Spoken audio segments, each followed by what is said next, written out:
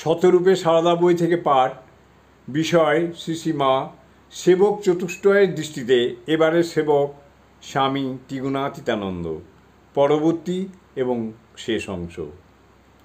শ্রীমা যখন বেলুড়ে নীলাম্বর বাবুর বাগানে ছিলেন তখন স্বামী ত্রিগুণাতীতানন্দ সেবক হিসাবে শ্রীমায়ের কাছে ছিলেন।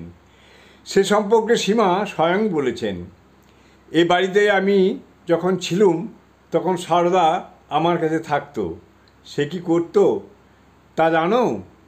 আমরা শুনিতে আগ্রাহান্বিত হইলে অঙ্গুলির দ্বারা ঠাকুরের ভাণ্ডার ঘরের পশ্চিম দিকে দেখা বলিতে থাকেন, ওইখানে একটা শিউলির গাছ আছে কি?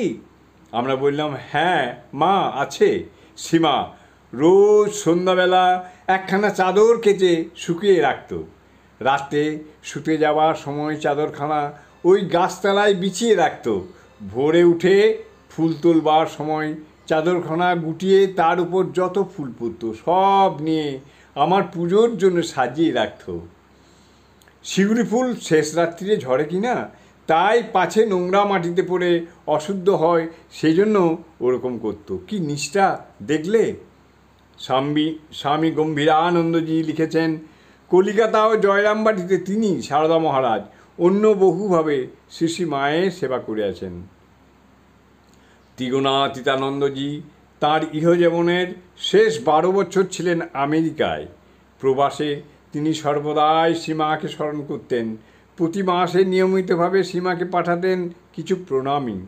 তাঁর চোখে শ্রীমা শুধু জননী এবং গুরুই ছিলেন না, ছিলেন ব্রহ্মময়ী, লীলা বিগ্রহধারিণী, স্বয়ং আদ্যাশক্তি।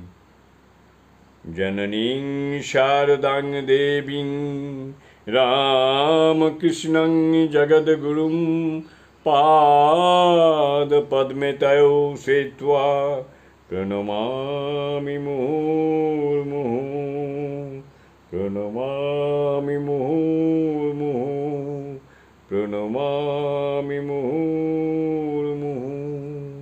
জয় মা, জয় মা।